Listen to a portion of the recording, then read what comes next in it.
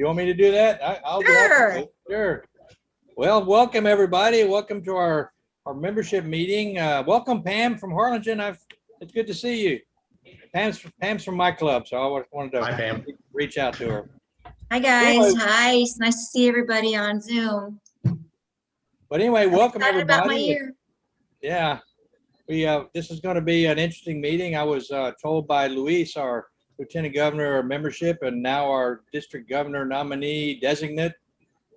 Anyway, he's been leading this effort, and he mentioned to me that we were going to have an interesting speaker that his district actually was growing while other districts around were shrinking, including ours. And so we all want to find out what his secret is. I don't know if he's going to tell us his secret, but at least we can hear some of the things he's doing there, and hopefully maybe we can put it to work here, because it's all about membership. We are a membership organization, and if without members, we can't do the work that needs to be done. And so I'm looking forward to hearing what's going on there. And we've been working on this membership team for a whole year, and I think we're ready to kick it off to another gear into next year and keep it rolling. And I know that Helen is going to do a great job when she takes over as membership chair, and so hopefully everybody will support Helen and her efforts and continue this team that we've got going here, because I think this has really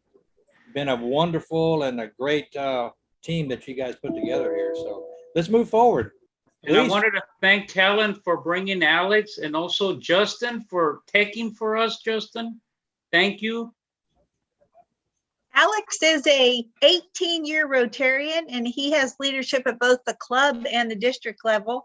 He's the current president and president-elect from Plano West. He's a Paul Harris Fellow +1, a member of Paul Harris Society, a benefactor, and the Bequest Society. The Plano Club has been in existence 41 years, and their club founder is still a member. They are the fastest growing of the 7,585 clubs in the USA. So Alex, we just want to hear from you. Take it away. Great. Hello, everybody. Everybody see my screen up there? Yeah. Yes, sir. Looks good. What I'm going to do is, bear with me. I have 3 monitors. And so as Justin will tell you, Zoom kind of takes over when you have multiple monitors. So let me take it back. All right, very good.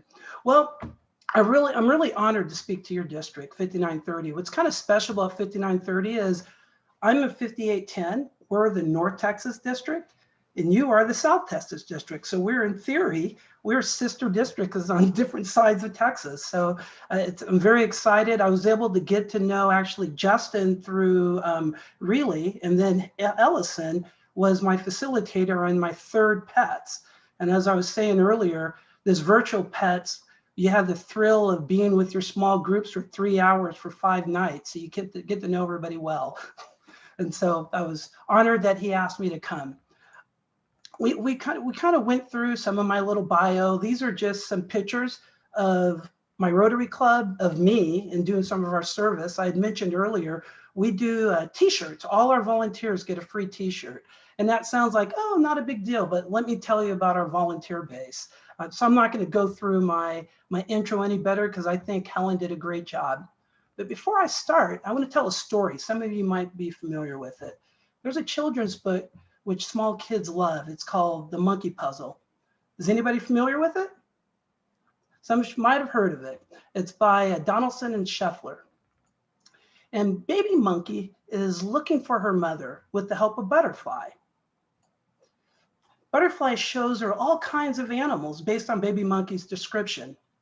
Baby monkey gets frustrated though and says, Butterfly, Butterfly, can't you see? None of these creatures look like me. Butterfly answers, you never told me she looked like you. Baby monkey says, of course I didn't. I thought you knew. Butterfly answers, I didn't know. I couldn't. Can't you see? None of my babies look like me. And if anybody knows, caterpillars are the babies of butterflies. Well, when we look at the metamorphosis of a caterpillar to a butterfly, it helps us reflect Rotary from our early days. Rotary is like an egg that developed into a gregarious caterpillar. It grew, it spread to cover the world. Now, we're like the caterpillar in that we've been content. We thought that we were the adult. Well, then, as we know, caterpillars, it changes into a chrysalis, which transforms into something new, something more beautiful, something more mobile, which is the butterfly. Well, that's where we're trying to get to in Rotary. That's a transformative club, because the butterfly is what serves the real purpose of cross-pollinating the plant species. So when we think about it, a caterpillar, their evolutionary changes and its truly revolutionary transformation, it's controlled by genetics. But for Rotary, not born by nature, we use a strategic planning process to enact our evolutionary changes. Like Paul Harris said, revolutionary at times. So some people might be familiar. This is Rotary's 5-year strategic plan. So when people ask, how did my club achieve triple growth during COVID? It's by actually executing Rotary's strategic plan. This started in 2019, and it's key on 4 areas: increase our impact, expand our reach, enhance participant engagement, increase our ability to adapt. That's how our club transformed. So let me kind of give you a little story here so you can put this in perspective. Because honestly, I hear in our district, we have people that come from other districts. Oh, I had this club, 300 people. We were so amazing. You need to do exactly what we did. Well, you have different cultures. Coming from a big club, you have a different perspective of Rotary, or if you're small, because the majority of Rotary clubs are actually between 20 and 30 in size. So those massive club stories don't really reflect the true US Rotary Club experience. But I want to ask everybody here some questions. Prior to COVID, did your club exhibit the membership growth that you wanted? We could do some virtual or physical hands. I see one person, Helen's being honest, everybody else is being stoic faced. Yeah, I like activity here. All right, so the other question I have is, did your club represent your community? Because that's what Rotary wants us to do. Obviously, and that changes on the community. If you're in Mexico, your community is going to be predominantly Hispanic. Well, it's not the case if you're in Africa or you're in Asia, but if you're in the United States, we need to reflect our community. How do you figure that out? Easy demographics. Just Google demographics, the name of your city. You're going to see your breakdown. Another question I have, does the by gender, do you have as many women in your club as your community has? Everybody's got a different statistic, whether you meet that or not. Then another question is, which could be sensitive for some Rotarians, does your club truly represent your community in all areas of diversity? Now, I'm not trying to take over Bowtie Todd's position, but this is critical to Rotary. We're talking gender identity, LGBTQ, disabilities, across the board, social economic. Does your club represent your community? Religiously, are you all Christian? Are you all Muslim? Are you all Jewish? These are questions that we have to ask. So I want to see show of hands here. Who could answer yes to all those questions that I just asked? Juanita, I saw her put her glasses on. I thought she was going to say yes. I'm like, wow, awesome. Well, if you did, you have what Rotary calls a vibrant club. But most of us, we don't. So now what I want to do is kind of share with you a story. For Plano West Rotary, before COVID, January, we were looking at, I was president-elect, but when COVID hit, our current president kind of stepped back, so I had to take over 4 months earlier. So yay. And so what I was looking at, and prior to that, is what does Rotary say we should be looking at? Well, this is what Rotary says. You need to represent your community. So I just ran numbers. I have an electrical engineering degree, so I'm into facts and figures. Well, Plano, most people know Plano, 300,000 people. My club had 21 members on July 1st, 2020, so 11 months ago.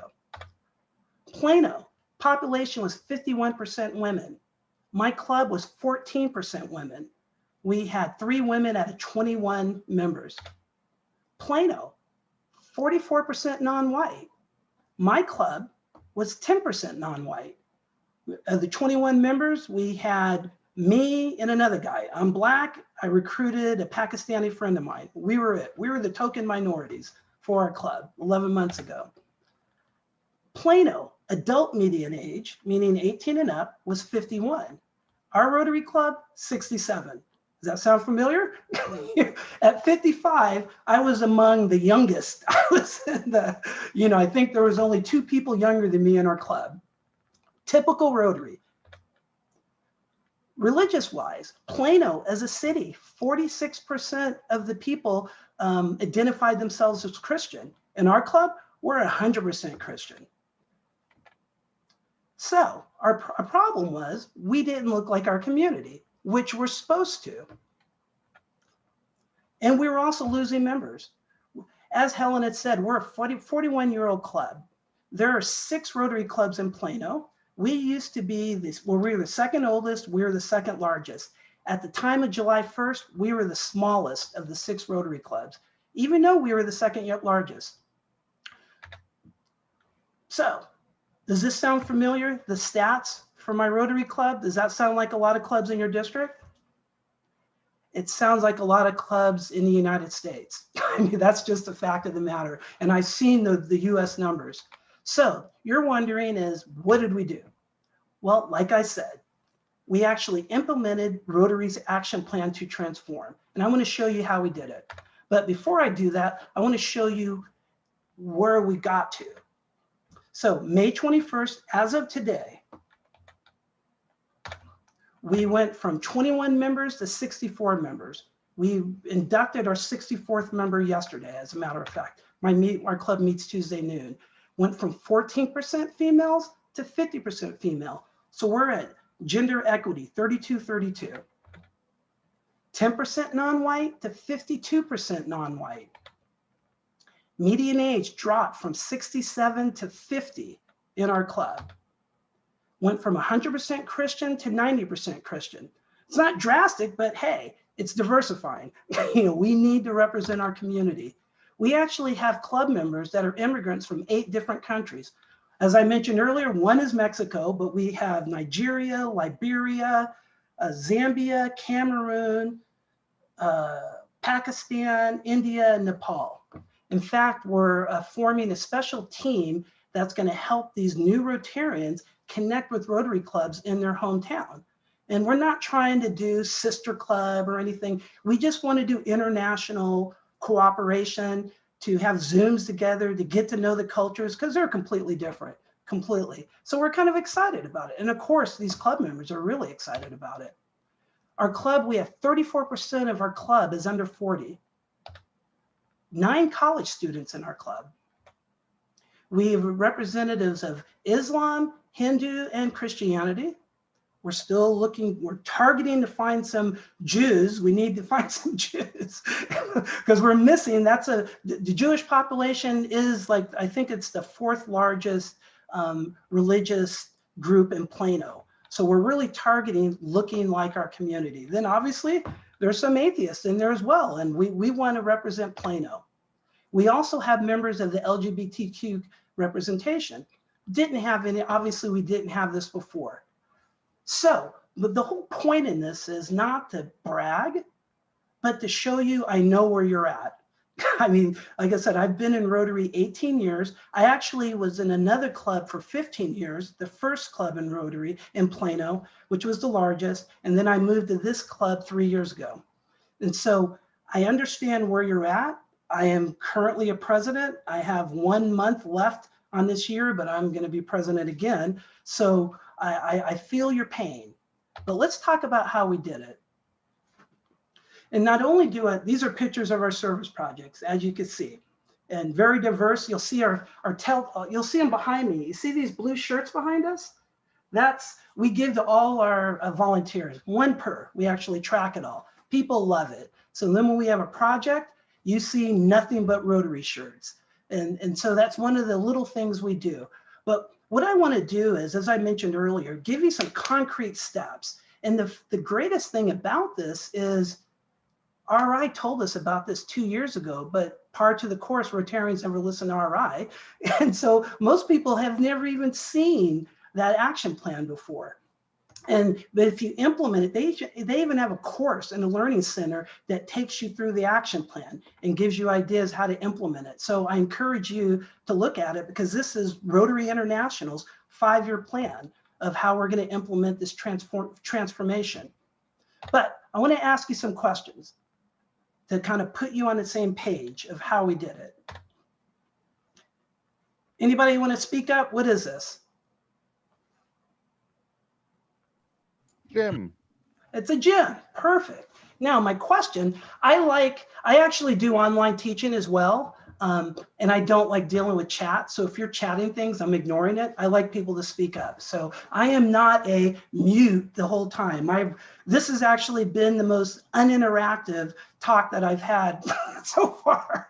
And so I want you guys to speak up. So my question is, somebody just told me that's a gym. Nobody else knew but them. So awesome. Who are the clients of the gym? Looks like men. Gym members. But who the members? And they will let anybody join, right? I mean, they'll let women join, right, Helen? Yes. The I see a public. few women. So this, oh, yeah, this picture shows some men, but anybody could join. It's kind of like a Rotary Club. Any guy could join a Rotary Club, even though it looks like a bunch of men if you look at a meeting, right? What the question is, what is this gym selling? Because it is a business. Supposedly fitness. Physical fitness. Perfect. Thank you, Sissy. So the question is, how does the gym management gauge their success? It's members. Members, right? Because members pay. Exactly. Gyms sell physical fitness to attract members. Here's another example. What is this? Church. Church. It's a church.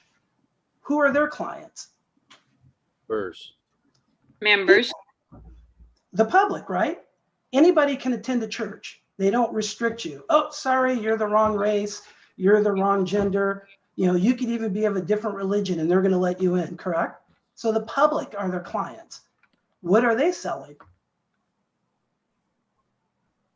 Higher power. Religion. Religion, faith. That's what they're selling. And how do they gauge their success? Members. Members. Members who tithe, members who volunteer, but members, without members, the church dies. We all know that. Churches are selling religion to attract members. All right. And who's here been to Rotary International's headquarters in Evanston? I have. Awesome. I've been there. It's an awesome place. This is where all the Arch Clump and all this stuff is there. Well, John Huco, he spoke to my Rotary Club via Zoom in February. It was on Rotary's 116th anniversary. For those that don't know, John Huco is Rotary International's General Secretary and CEO. So he's like the real Rotarian. You know, he's there. All 700 Rotary staff reports to him. I explained to people, he doesn't rotate every year. I think he's been there since 2009, and he works at the world level with the World Health Organizations, other countries, the United Nations. If anybody's ever met him, he's very down to earth, and he's very amazing guy. I think he speaks like 8 languages or something like that. Well, the reason why he spoke to Plano West Rotary is not because of our membership growth. It's because of our diversity, equity, and inclusion. The fact that we represented our community, and that's what Rotary's shooting for. That's what we have to achieve in order for us to be transformative, to be that chrysalis, to become the butterfly. We need to diversify. Well, Mr. Huco said that Rotary clubs must treat themselves like a business. Rotary International runs itself like a business. That's the only reason why he keeps a job. So if we think about that, if Rotary is a business, a Rotary club is a business, who are your clients? Anyone in the community. The public, exactly. What are you selling? Service above self. Service. And how do we gauge our success? By the members. By the members. So you're like, no kidding, Alex. But the problem is Rotary clubs don't think of themselves like a business. They don't know who their clients are, and they don't know what their products are. Everybody, almost everybody here is in the business world. So when you think of your Rotary club like a business, and you think about who your clients are and what you're trying to sell them, you need to sell them something that they want to buy. If you are not producing a product that your client wants, that's probably why you're not having the growth that you want. Plano West Rotary, we're in the business of service. We actually have what we call a service project assembly line. And we have proven the more service we do, the more members we attract. For this Rotary year, the last 11 months, we average over 5 service projects a month. And these range from small to whatever you might call large. We also average 4 new members a month. Now, when I talk about all those service projects, that's where all those members are coming from. So let's bring this back together. Then I'm going to give you more detail. Hopefully everybody recognizes this. Together, we see a world where people unite and take action to create a lasting change across the globe, in our communities, and in ourselves.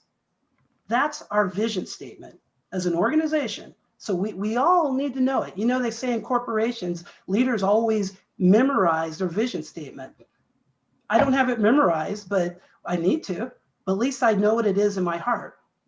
Well, what I want to do is talk about how Plano West Rotary implemented RI strategic planning initiative of the 4 action plans. This is a picture of my website, planowestrotary.com, if you want to take a look at it. But let's go into the 4 steps: increase in impact, expand reach, enhance participant engagement, increase our ability to adapt. FYI, you probably noticed there's nothing in here about we're a lunch club, dinner club, or a social club. That's where Rotary's going from that caterpillar to a chrysalis. So let's look at my club. We've done over 60 service projects this month.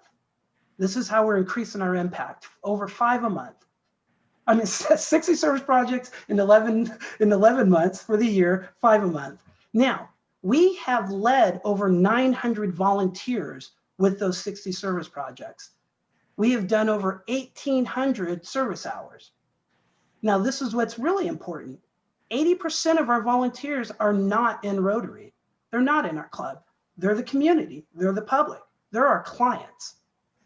You can see some of these pictures. These are different, which project? Oh, this is one we just, actually, we're going to have an article in Rotary Voices is going to talk about a COVID project. We partnered with our city, putting out COVID education information. We had a team of volunteers every weekend putting out 1,000 door hangers that the city printed out for us. And that's part of them. We did a feeding project. We do a lot of feeding projects because of COVID. A lot of people there's a lot of food deficiency. This particular one, we partnered with the school district. We used a school. We partnered with the North Texas Food Bank. It's a major food bank here. And we had over 60 volunteers that distributed 1,500 meals in an afternoon to underserving communities in Plano. When you look at this, 80% of these people aren't in Rotary, but 5 a month joins Rotary. Something else, this year, we have donated over $265,000 in goods to the community, like food or other things. And we did not write a single check. We're a poor club. Our dues are $200 a year. We did it by partnering with organizations. The only checks that we write are to the Rotary Foundation, and that we actually actively solicit donations for the Rotary Foundation, not our club, but for the Rotary Foundations. So even though we started this year off at 21 members, we're top 3 in per capita giving for annual fund and Polio Plus, starting with the small club, with 70% of our members being in Rotary less than a year. Why? That's when we went out and do our fundraisers, it's for the Rotary Foundation. Heaven forbid, that's our nonprofit. You may not know the Rotary Foundation is running out of money. Rotary clubs give more money to outside nonprofits than they do to the Rotary Foundation. So now the foundation is running out of money. So anybody that's involved in the global grant process, they've made major changes so they don't have to give out as much money. That's because us are not helping our own nonprofit. So that's one of my pet peeves, if you can't tell, because Mine too. without members, without the foundation, we're nothing. And so we had to change it. Let's talk about the second action area, expand our reach. This is critical. This is why John Hugo spoke to our Rotary Club. We started off as, I hope this doesn't offend anybody, because I know I offended people in my district when I say this, but our club was a traditional US Rotary Club of old white Christian men. And we knew we needed to diversify. Now, if you think about it, I'm old Black Christian men, so I'm not that far off from what we don't want. You know? And so I'm not, if you're offended by old white Christian men, we're pretty close. You know, but what we started off the year from a public image perspective, identifying who our client is. Well, the client's the public. I gave you the statistics for Plano. So that's who we were addressing. So when you look at our website, you can look at it now, Plano West Rotary, you're going to see images that don't reflect our members at July 1st, but who we wanted to be members, because that's business 101. You want to market to your clients. You don't want to market to your employees.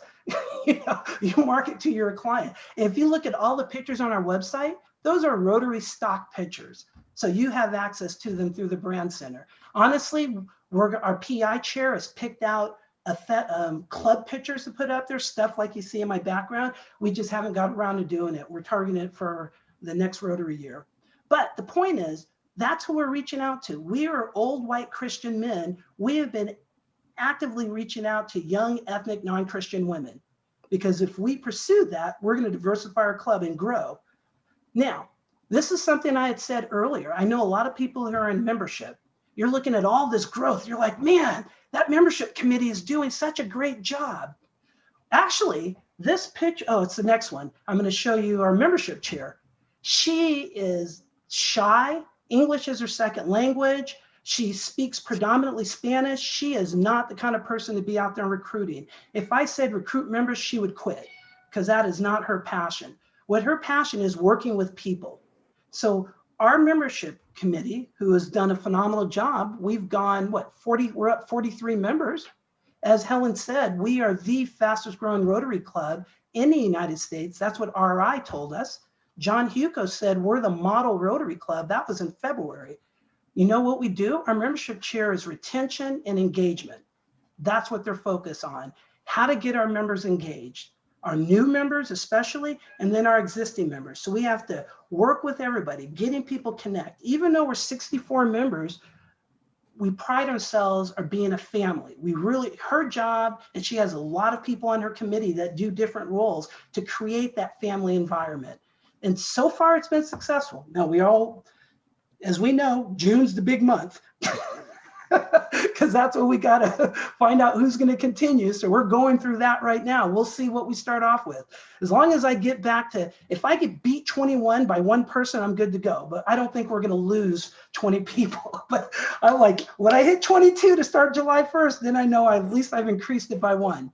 Now, what I want to talk about is this outreach. This is what you want to know. We outreach through our service projects, our volunteers, our public image, and our programs. I already talked about the public image aspect, but let's think about service projects. We started in June, before the Rotary year started, we chartered a Rotary Community Corps. Is anybody familiar with those? Rotary Community Corps. I see the really people put their hand up. Rotary Community Corps is when a Rotary Club partners with a local community development organization. It's like a sponsorship. But different than Rotaract and Interact, you don't tell them what to do. You just say, we want to help you do what you want to do. That's what we did. We chartered the Rotary Community Corps of Plano Douglas Community. It's an historically Black neighborhood in Plano. It was actually a freed slave town a long time ago. Now it's 50-50 Black and Hispanic, but it also has the lowest poverty rate in the city. Well, we partnered with them and we started doing projects that this community development organization needed help on. We just provided the manpower, organization, and more importantly, the awareness. because Rotary's got a lot bigger name than they do. So we've done things like back to school supplies. The big thing that we did, every other week, we partnered with the food bank and we delivered meals to the families of this neighborhood. And we would typically, I think we had between 20 to 30 volunteers every week. That was our outreach. And so when you see these pictures behind me, a lot of those are from that. The yellow are old ones, but we get people from the community volunteering every other week, and they were excited about it.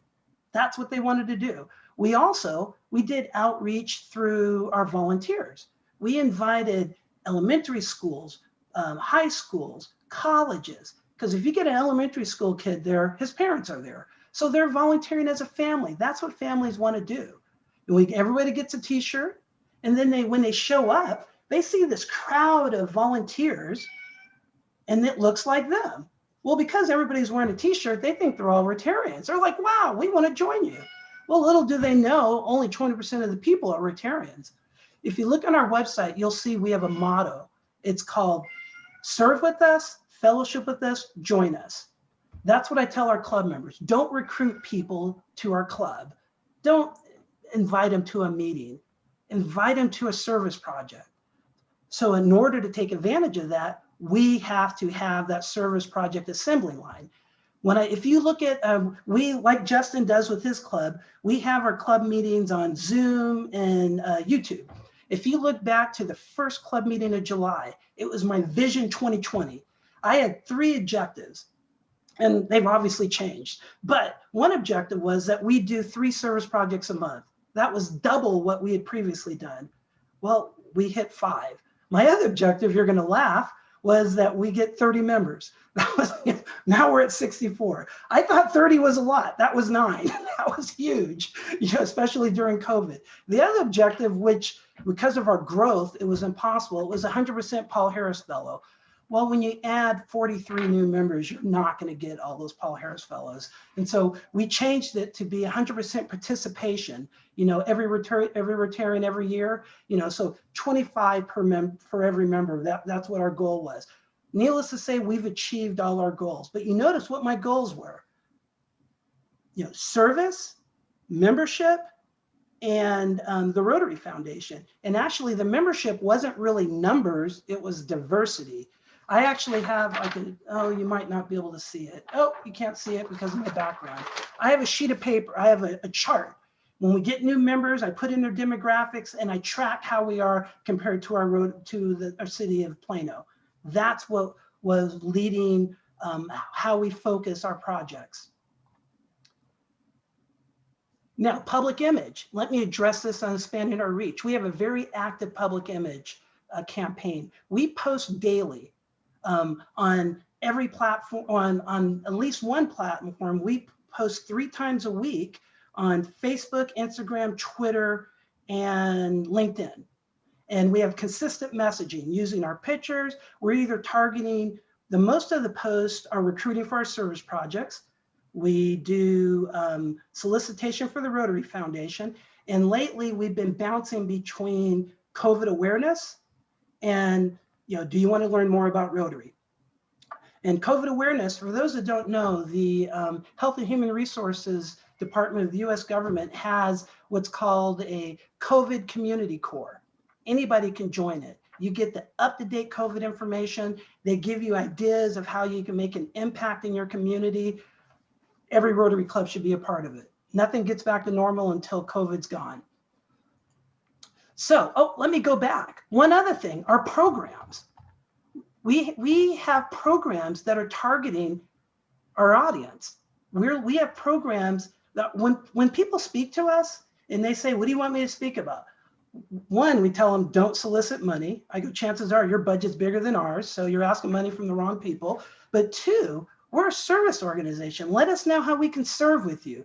How can we make a positive impact in our community? So they talk about, we had the police chief a couple weeks ago. He talked about how we already do partner with them, but how we can partner with them more and how their officers partner with us. If you look at some of these pictures behind me, you'll see some police officers there. They're out there delivering food with our volunteers, just as normal people.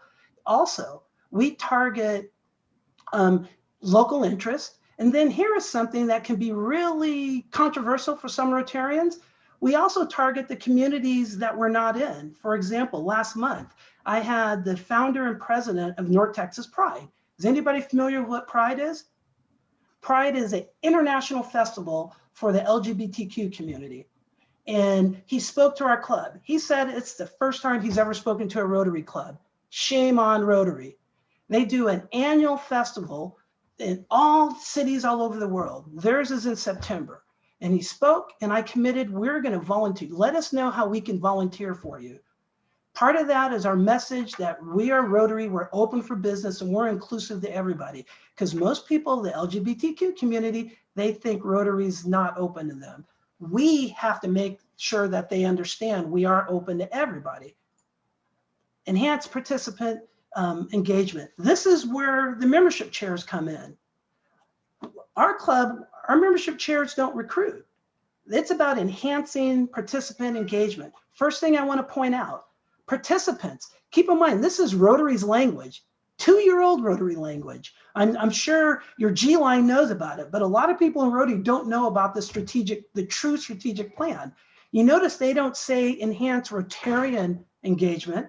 They also don't say enhance member engagement. They said enhance participant engagement. If you go through the documentation for this action plan that's 2 years old, they're telling clubs, let the public volunteer with you. I'm just doing what Rotary told me to do. It's not really big rocket science, but as we know, Rotarians don't want to read. I was in district leadership for years. Trust me, I know that. And club leadership. Rotary's biggest problem is they don't want to change and they don't want to read. And RI gives great information if you read it. Go through Rotary Action Plan. They just lay it out. Participant engagement. They're saying get the public to volunteer with you. That's what we do.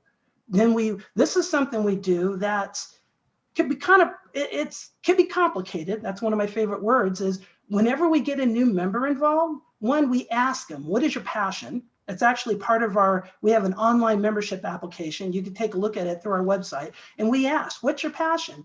And then we say, is there a nonprofit that you would like us to volunteer with? And we encourage them to lead it. But you're saying, oh my God, people don't know how to lead. You're right. But we have teams in our club that help them lead. So they're really almost a figurehead for the first project, and they have people that help them structure it, that help them go through all the Rotary bureaucrat, because we do waivers, registration, the t-shirts, it's all this stuff. Then we also get people on the team, so they're not alone. So members, new members, a month in Rotary, they get to implement a service project, either an area that they like or an area that we're already working on, and they feel vested in the club. And so far it's working for us. Now, it's not saying we haven't lost people. We've lost a couple people and we know some people aren't going to continue, but hey, most clubs lose more than they gain. So like I said, as long as I get one extra member, I call it a win. That's my goal, my vision. Now, that's how we enhance our participant agreement, our participant engagement, is by engaging the members, because the engagement and then retention. If you have good retention, perfect example. We have one of our members, past presidents, been in Rotary for years. He has 2 levels of cancer, and he's told me all his vitals are going down. And so what we did, we pulled together a team of Rotarians, and because I asked him, how can we help you? What can we do? We help so many people. We got to take care of our own. He said, what would really help is transportation. A lot of times I have to go to the doctors, do something, and my wife's working, and so if the club could help out. So within 4 days, we pulled together a list of 5 Rotarians. We have a group chat. All he does is say, I need someone to drive me on this date to this place, and somebody pops up to do it. That's retention. That's how we create a family, and we're trying to do more. We have a budget. I'm sure other clubs do, but we have a budget for cards and flowers. And we have a sub team. All they do is call members to see how they're doing, to find out what's going on. Not to say come to a meeting or where have you been. How are you doing? And then that's when you find out what's happening. That's enhanced participant engagement. And then the last but not least, increase your ability to adapt. Part of this key, can I answer some questions after I finish this one? You guys mind? Cool. Because then it's a good breaking point. Is clubs have to be able to change. And a lot of times clubs codify themselves so they can't change through outdated bylaws and constitutions. Most club presidents, most club Rotarians don't know Rotary put out a standard constitution 2 years ago.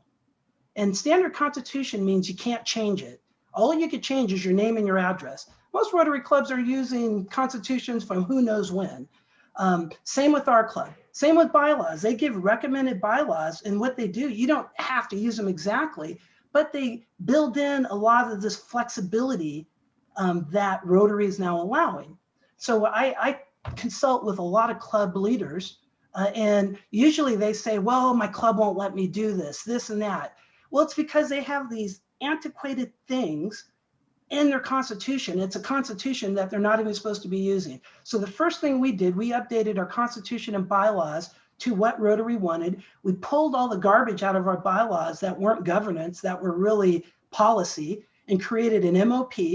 So that way we didn't have to change our bylaws every year. And we were able to have the board make decisions relative to the club. Well, that helps from a structural standpoint. Then we also started focusing on areas. Even though we're a poor club, $200 a year is what our club dues are. I think we're the second lowest in District 5810 out of 62 Rotary clubs. We allocated, we pay a part-time bookkeeper and a part-time executive secretary to do things that are important for our club that club members always drop the ball on. And the bookkeeping was key. We've never had good finances. Even when we paid a club member to do it, they didn't do a good job. We actually pay this outside bookkeeper less than what we paid a club member, but we actually have clean finances, novel concept. So our members can go on Club Runner, download our last month's financials, board minutes, full transparency.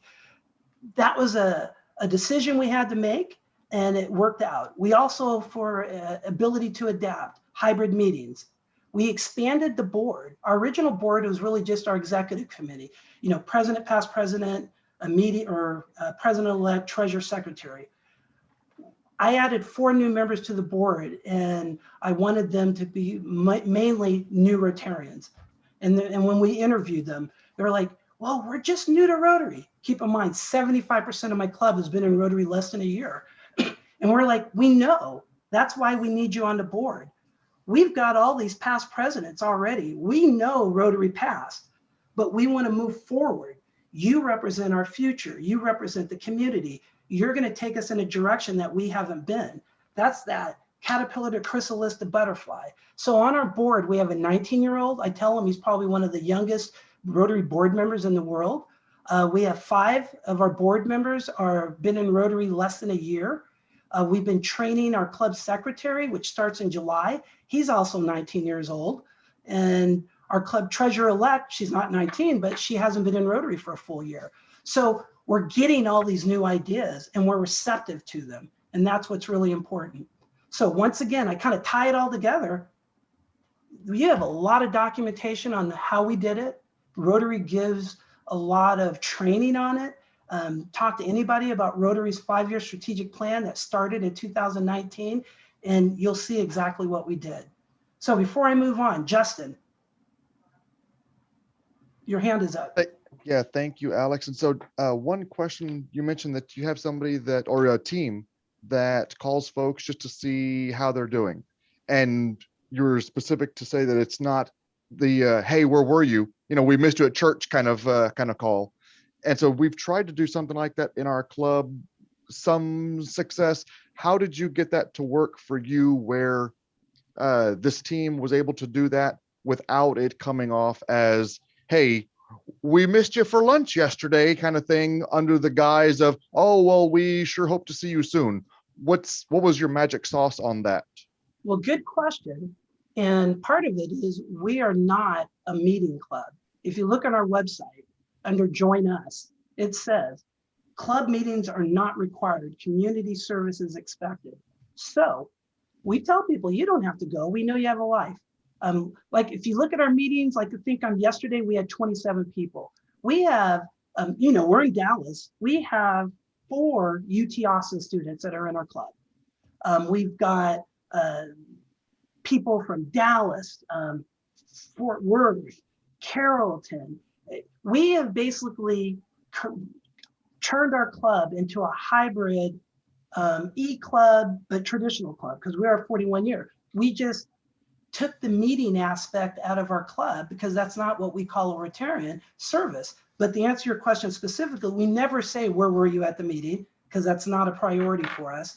We just want to, what we ask them to say is, start off, how are you doing?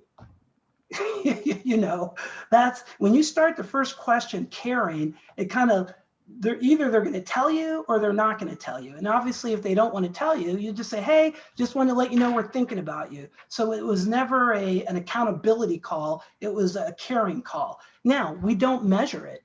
There's no, what's successful? How do you measure something subjective like that? Except for we haven't had a lot of people leave our club yet. It's not June 30th yet,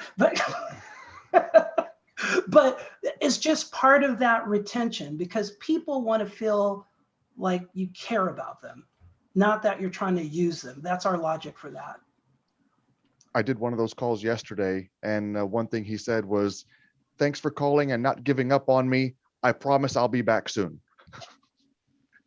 Exactly. You don't even have to ask. What I'm going to do, as you notice, my slides have been very visual, and so they're not really useful for you. So I created slides that are more useful. So I'm not going to read them to you because I talked through a lot of this, but when I send the slides afterwards, I put a slide together for each area of the action plan, increase your impact. This is expand your reach. These are different things that we've done in our club that you might try. Every club's different. Enhance participant engagement, and then increase your ability to adapt. And these are a lot. Technology was huge. Our club, like I said, median age of 67, had 0 technology. And we evolved over the last couple of years using Sign Up Genius, electronic forms, Canva, Doodle. So we are, like, if you look at our website, we get at least 1 member a month from someone that finds us on the internet and they join our club without talking to anybody because they like what they see. Let me show you something real quick. I'll show you what the secret sauce, the most important part of our club is. I'm going to share my website. While you're working on that, when you get that 1 member a month that found you because of the website, do you ask them and do you track how they found your website? What were they searching for? What's funny you say that. We Google My Business. Every Rotary Club should have a Google My Business account, because if you create it, have graphics in there, we have, I think, 7 or 8 referrals on there. Well, who's a referral? Your members. So it's easy to get them. Google loves that. So when anybody Googles Plano or Rotary near me, if they're around us, we pop up, even if we're not high on their search ranking. But we also, so that a lot is because of Google. Here's a look at our website. Remember I told you our imaging? It's very diverse imaging. This imaging was created when we were 21 members. And this is all, anybody in the PI world recognizes this from Rotary's Brand Central. It works great, right? Now, remember I talked about serve with us, fellowship with us, join us. Here's member testimonials. We make sure they're diverse in age, ethnicity. I think we only have about 15 or so, but the testimonials are amazing. People resonate to that. But as you look through this website, which one thing do you notice a lot? I'll point. The correct brand. Find service projects, right? That's what we're selling. Anybody involved in marketing, you need to have a call to action. Our call to action is service projects. When you click it, this is our service project page. Anybody that's ever been in any training with me, I'm really passionate about Rotary clubs need to have waivers and releases, because when you get sued, you will pray you had one. And our club insurance provides a recommended one, but 90% of Rotary clubs don't get them signed, but you should. We require it. We actually have an electronic version that gets a DocuSign, but you can see these are all service projects over our next 30 days. Now, a lot of them are, this is something we partner with the school district. You click it, it goes in, this is called Club Runner. We paid somebody to do this club, to make this site. You click it again, you go into Sign Up Genius. And this is where people sign up. And this is what, June 1st. And we're partnering with the school district. We're delivering meals once a week on a Tuesday at 3 campuses. And every school district has this. This is the Title I students, free and reduced lunch. And so the schools are, usually they'll have drive-throughs for the families that were staying at home. And our school district is doing it through the summer. Well, we have volunteers to do it. Well, majority of these people aren't in our club. Let's see who's in our club. Joanne, Roz, and Tara. But all these other people are just community citizens. And so we take them through our process. We get waivers. The school district requires a background check, which we do, and they volunteer and they get a t-shirt. But this is our key. When people look at our website, they look at this like, oh my gosh, look at everything you guys are doing. This is a club I want to be a part of. So then they join without even, look how easy it is to join. Well, you could do it from the front page. If you go join us, that's, ooh, that was interesting. And this is our join us page. 5 easy steps. Let us know you're interested by completing a short membership application. Let us know by serving or networking us for 2 weeks. We have a 2-week interval between application and then we vote them and induct them. Our membership dues are less than $17 a month. We really invoice quarterly at $50. People like thinking of it's a month. This is our membership application. Real simple.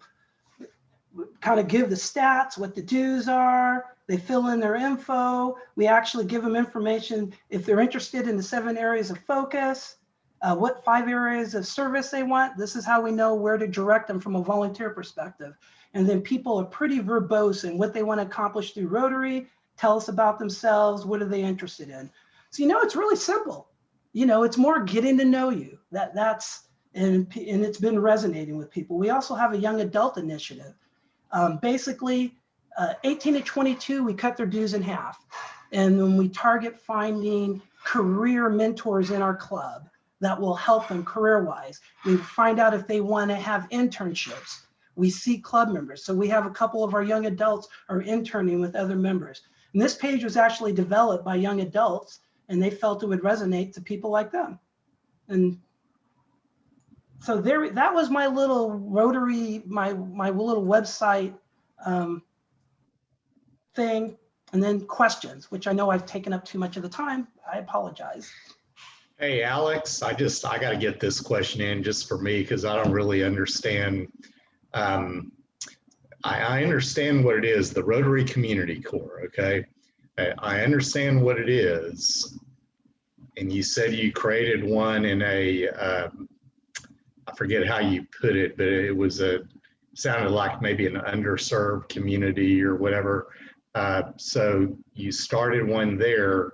Like, how did you start it? I mean, did you partner with a group in that community? Is that how you did it? And then offered? That's exactly what we did. Okay. We found a nonprofit, a community development organization that focuses on that community. And every underserved community has some organizations that's focusing on them, and they're doing things. And we said, let us help you. And they said, really? Like, yes, this is what we could bring to the table. We're Rotary, other clubs, volunteers, so on. We're not going to give you any money. Remember, we're a poor club, but we're going to help you. Time, talent, no treasure. Yeah. and so they just said, well, we're doing this. Can you help us? Of course. So we created a service project to help them. And they did other things. So they just started identifying things that they needed help, and we just helped them. That's great. What's key about RCCs is this is Rotary. There are 80% of them are not in the United States. I can't remember the number, but there's thousands of them. Just Right. US Rotarians aren't Lots in familiar. India. Yeah. India, Africa, the underserved nations, third world Right. nations. And so the key is to be a member of the RCC, you cannot be in Rotary, because Rotary Right. wants these organizations to be part of the community. And so we help them, not tell them what to do or take over. And so, but when they do join, then they have to quit the RCC. So we've had 5 people from RCC join our club. Well, they got to quit. Actually, it was 2 presidents in a row. The RCC joined our club. And so we got to find a new one. That was our biggest challenge. How many people are in the RCC right now? Just approximate. Oh my gosh. Well, the way we look at the RCC, it's this nonprofit and who their community partners are. And formally, I think they're like maybe about 10 people, but informally, they have people that help them from 20, 30, depending on the project. Because Rotary does not ask you to track the members of the RCC. They want to keep it fluid. They just want to know who the president of the RCC is. And they send us surveys every 6 months to see how because they don't want Rotary clubs to control it. Because, we're really good at taking over everything. Yeah. Thank you. You are welcome. Any other questions? After all that talking, I can't believe there's no questions. Sissy. Alex, you mentioned the project assembly line. What is that? Well, that's what we call our club because we put out so many service projects. So we're always trying to come up with new ideas for service projects. I just had one of our club members. He is in the Chamber of Commerce with the executive director of the Brain Injury Network of Dallas. And she identified some areas that she needs help. I think we're going to help clean up a garden. So our team is helping him put together the project in our way, because the Plano West Rotary way. And then we're going to send a bunch of volunteers there and clean up their garden. And I've already heard people in our club have said, we know that organization. We want to volunteer with them. Does that help, Sissy? Yes, thank you. Just ask your members what they're passionate about and then help them serve. Thanks, Alex. This is Dee Dee down here in Alice. Hi, I was Dee Dee. in Plano a couple of weeks ago, or that area, in McKinney, trying to recruit my family members to join Rotary. I want to say thank you, and you were very inspiring. I just wish some of my Rotarians in my own personal club would come, because it has become kind of a program club, and not following, in my opinion, doing what's right for Rotary. I know I've talked to my leadership team, people that you talk to and so forth, but there's so much need out there, and then we forget we got to take care of our community in general instead of just one. There was a project, it wasn't even a project, they wanted to write a check, big amount, just to another nonprofit organization, and I kind of stood up, and because I was ready to quit, honestly, to say that's not what we're here for. We're not a check writing club.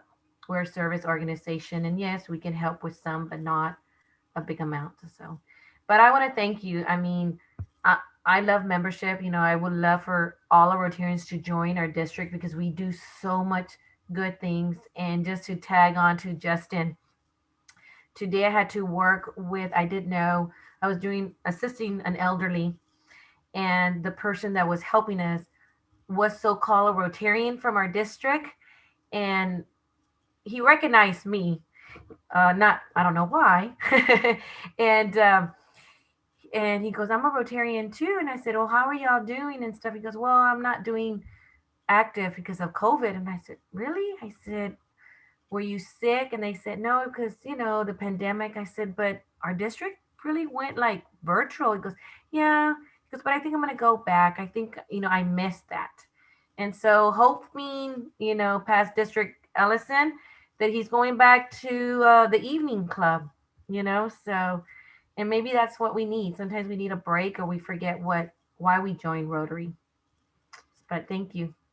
Dee Dee, and Ellison knows, because we talked about this in these pet small groups.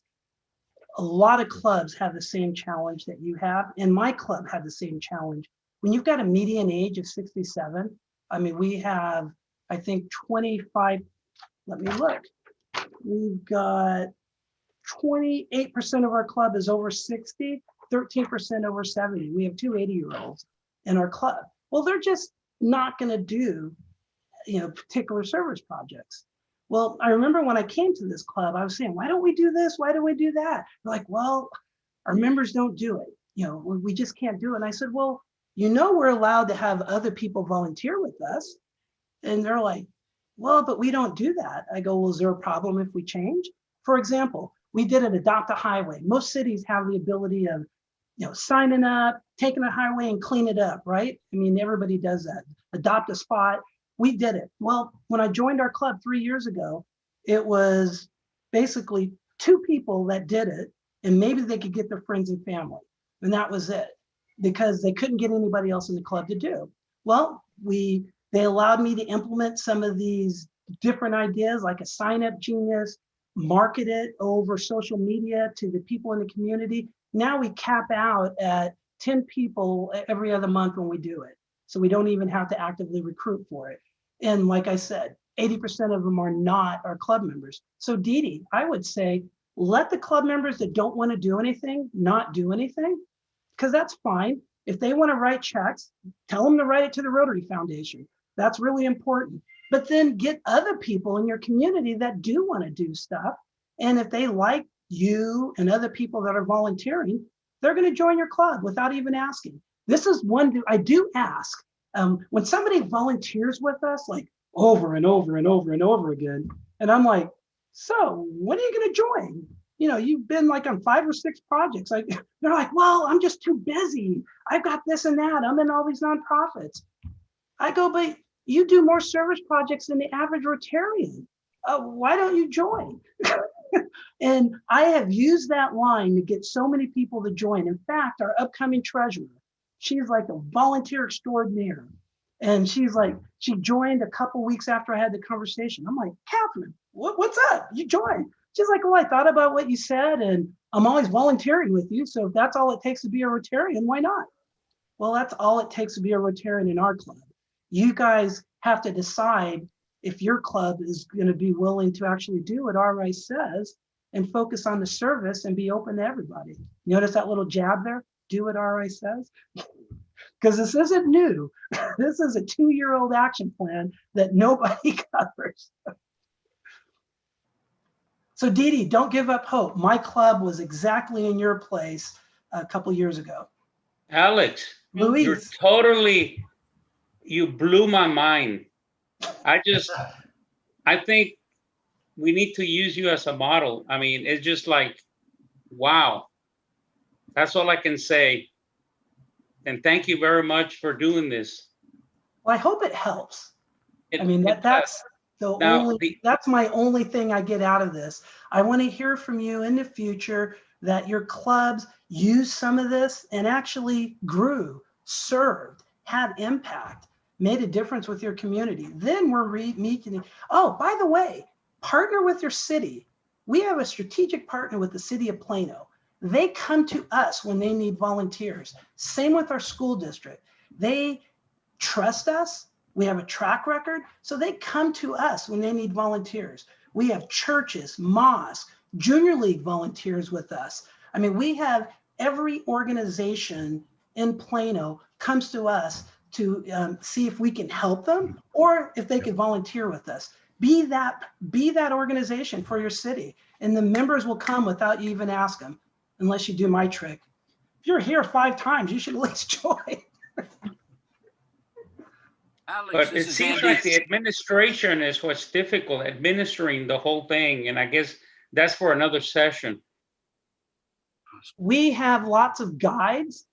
In fact, if you go on our website, you can see them, because you're right. To administration, to have somebody new run a project, you've got to give them guides. So that takes time. The amount of time we spent on this, you guys could have written up a guide, the steps of what to do in your club. Most people just don't want to do it. But when you do it, it gets evolved, people use it. I'm really good about putting up guides for stuff. Then I send it to a bunch of people in the club. I go, pick it apart, give me critiques.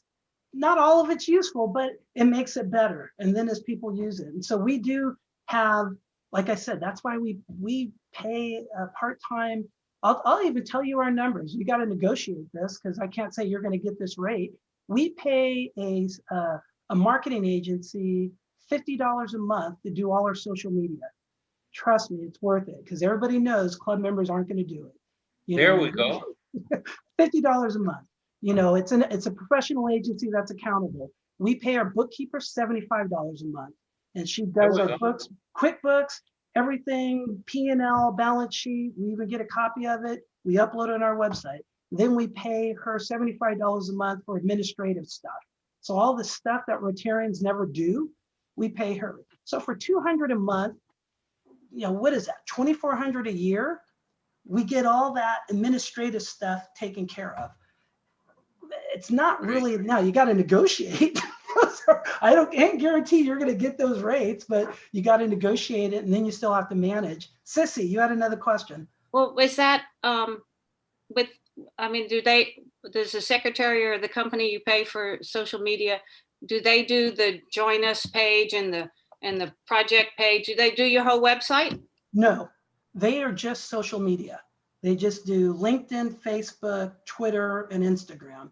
So if you look at it, go to any of those and Google Plano West Rotary, you'll see we have stuff all the time.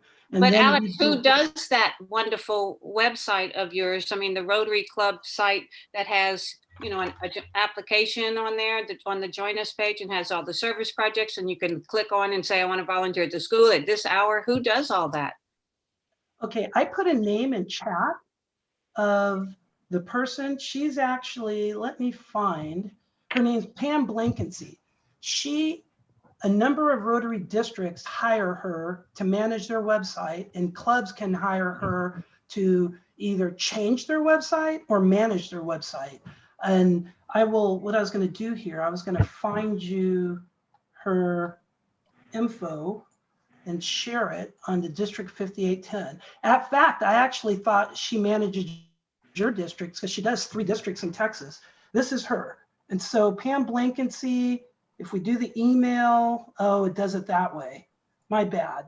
But I will send to somebody, Helen, her contact information. But she's our webmaster and social media director. And if anybody who's ever been involved in website design, I created the wireframe.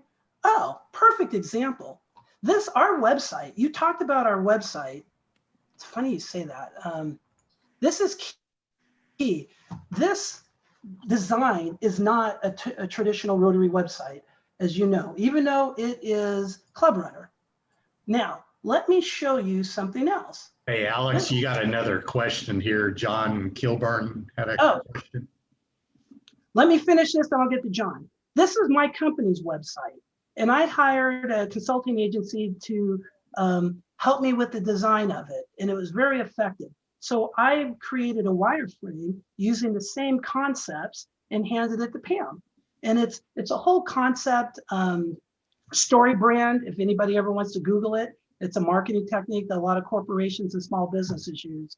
And so it basically treats your client as the hero and your guide is to help them. So that's the design of our website. So I gave Pam how I wanted it designed. She created it, and then we worked through it, but she doesn't maintain it. We have me and a couple other members, we maintain different sections of it.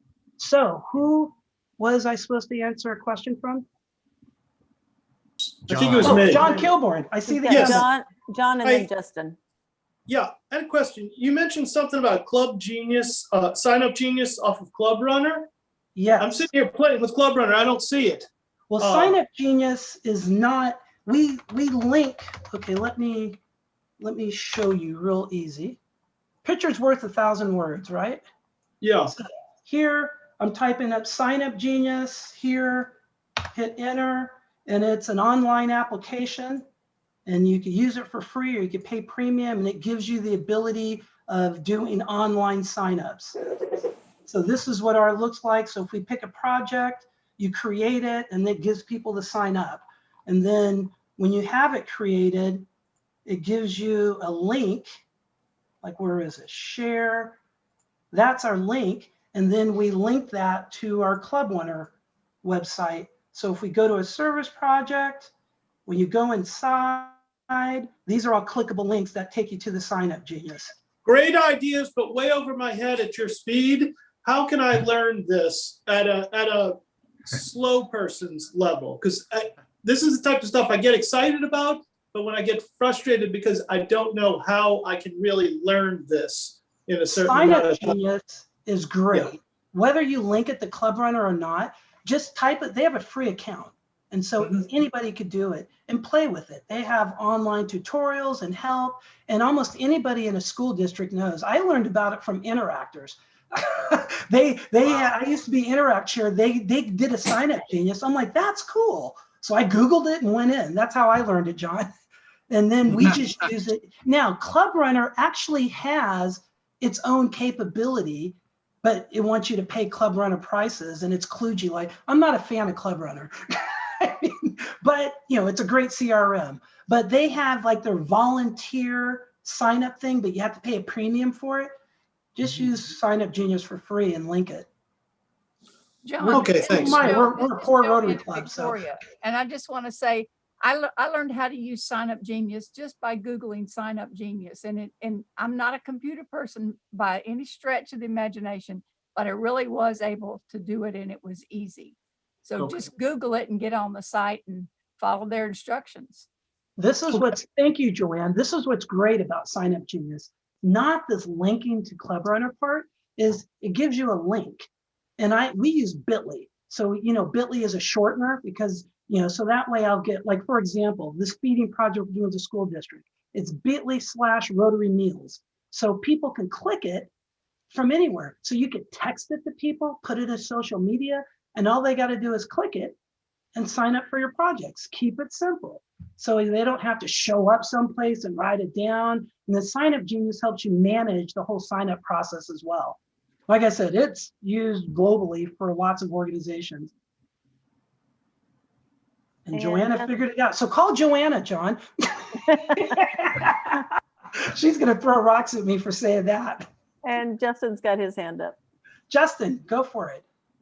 So you mentioned in your new member application that you asked them what their interests are and how they want to serve the community. Do you also periodically send out member satisfaction surveys? I know that 2/3 of your membership is brand new and under a year old, but to some of the others, the other third that's been there for more than 11 months, you ask them, what do you like? What don't you like?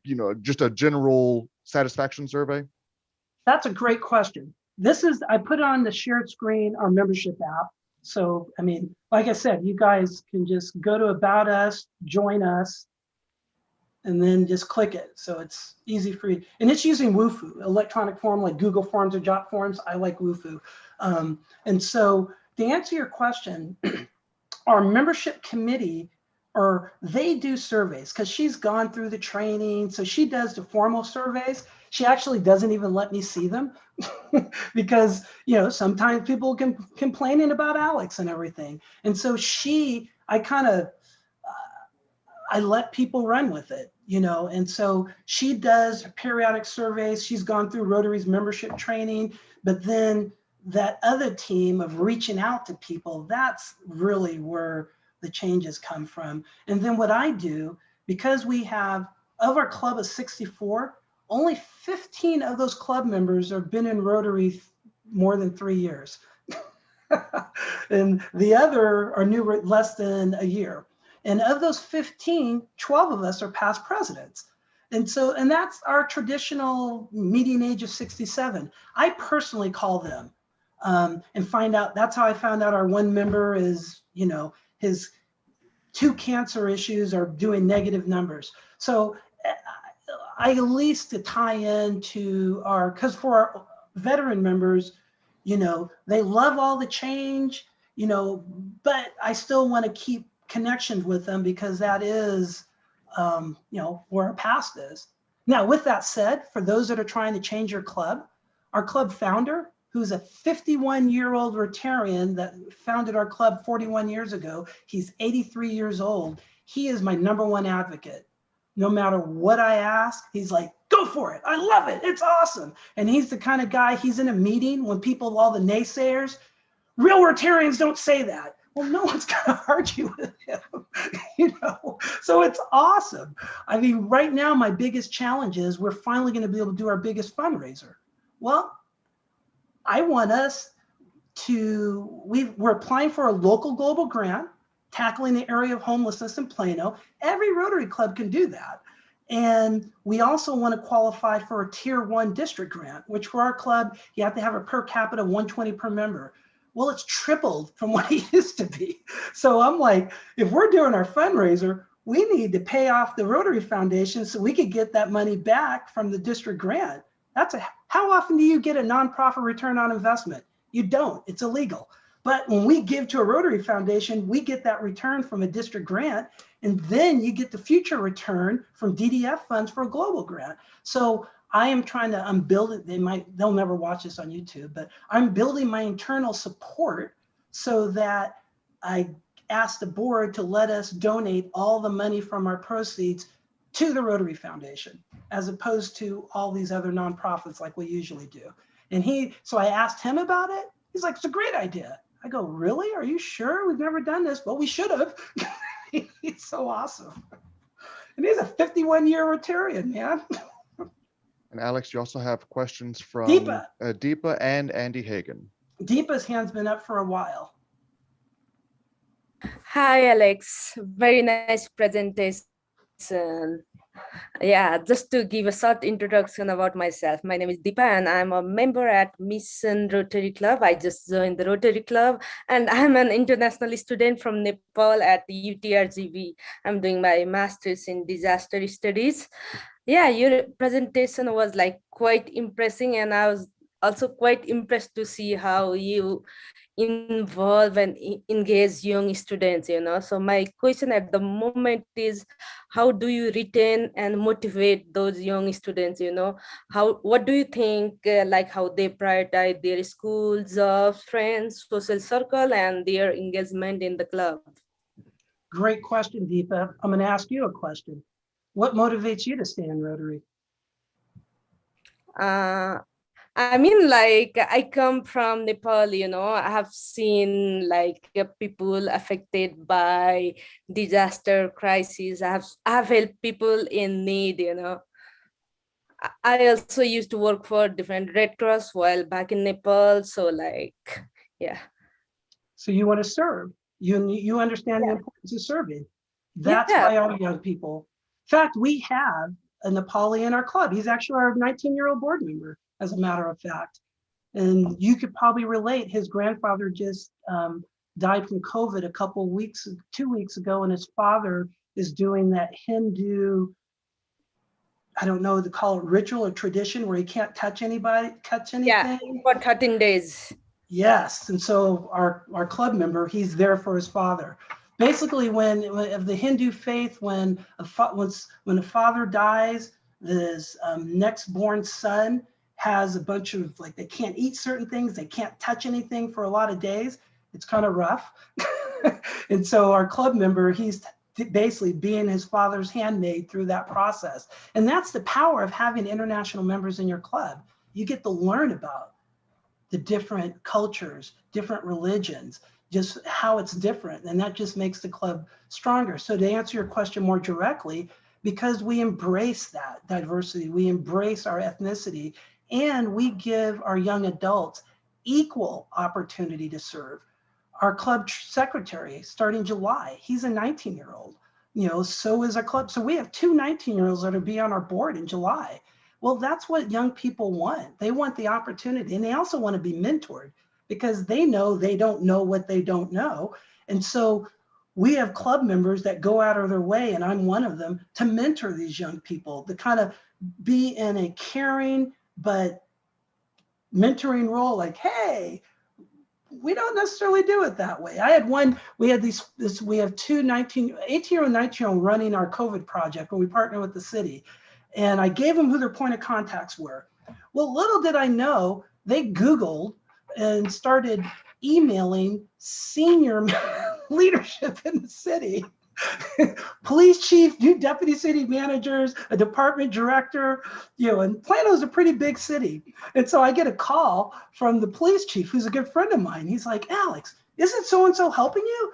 I go, yeah. He's like, well, are you sure? I go, yeah. I'm like, what are you asking for? He's like, well, we're getting all these emails. Well, that's a learning experience, for them. They don't know. I'm like, dudes, you don't email senior leadership in the city. You don't copy the police chief on stuff like this. Well, that's what they want, because how are they, when are they going to get the opportunity to work on significant projects? The city of Plano says we increased Hispanic vaccination rates by 9% with our project. And that's solely attributable to what we were doing. Well, these young men they led the team of a bunch of people. Some of them were older than their grandparents. They're working with people in the city. That's why they stay in our club, because we actively give our young people leadership roles. And I also know a typical Rotary Club is not going to do that. The typical Rotary Club has these bylaws and constitution that says, well, to be on the board, you have to be a committee chair. To be on a committee chair, you have to be on a committee. To be in a committee, you got to be in the club 4 years. So basically your board looks like a bunch of old white men. So when somebody who's not that old white man gets in this club and they see leadership that doesn't look like them, well, this is a waste of time. Oh, they're going to make me do their social media. Never say that to young people. Oh, can you do our social media? So open up the opportunity, which ironically, Rotary International told us to do this 2 years ago through the strategic plan, but Rotary clubs don't ever want to read it. Luis. Can we have one more questions, and that way we can go to dinner?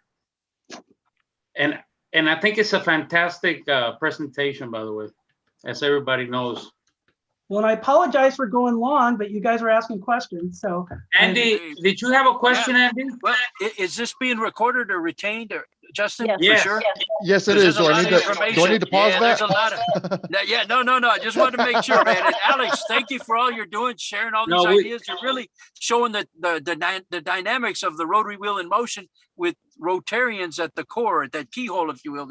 And so thank you for sharing. I just want to applaud you and your members showing a different way of looking at things. And we're definitely taking all of these points to heart. A lot of people are going to listen to the recording, by the way. I've been getting requests. Yes. Yeah. Good work. Good work. So as we come to an end, I want to point you back to what RI has been begging us to actually do for the last 2 years. These are the 4 components of Rotary International's strategic plan. And if you Google Rotary Action Plan, they have a whole page for it, courses, downloads, presentations, just begging us to do it. And I think, is Emily Tucker your RMO? Yes. She's awesome. Emily is awesome. I work with her, and I encourage, ask Emily for advice. It's amazing how much somebody knows when they handle a Rotary region, which is what? How many zones is that? Well, she covers our 23, 23 districts in our paired zones. So. Well, but she's a regional, so she handles multiple zones, and so ask her questions, send her an email. I've asked her questions on, hey, I'm having this problem. What have you found? Because she deals with so many Rotary clubs, and then she has the whole, she came from CDS or Club District Support. So she's got that background. She's got so many different connections, and she is very wise. So I always toot her horn because she's been a great resource for me, at least. And then CDS as well. Do we have Nick Taylor's our district's CDS associate? Is that for you guys? Yeah, he is also, along with James D'Amato. Yeah, that's his boss. Great, very responsive.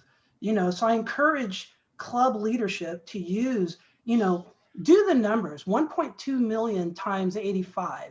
That's how much revenue Rotary's bringing in by our dues, because we're about 85 a year. Well, that's where it's going, to this phenomenal support that we get. And if we don't take advantage of it, shame on us. We're paying for it. I see Ellison doing some math there. You're like, holy, yeah. That's the size of the organization we're a part of. That's an interesting way to look at it. Thank you very much, Alex. We appreciate really it. Appreciate awesome. I was glad I got to meet you during pets, or otherwise we wouldn't have had this meeting tonight. So that's wonderful. Excellent. Well, Excellent. I told one of our PDGs, because we were talking, told him I was speaking, I go, well, you know, Ellison had to put up with me for 3 hours for 5 nights. So I was shocked he actually wanted to hear me. You speak with authority, my friend. Well, that's why I like using substantiated data. So people don't think it's me. I mean, this is Rotary's mission for us. We just have to follow it. That's right. I love that. All right. Well, thank you so much, Alex. Thank you so much, Alex. That Thank was a y'all. great presentation.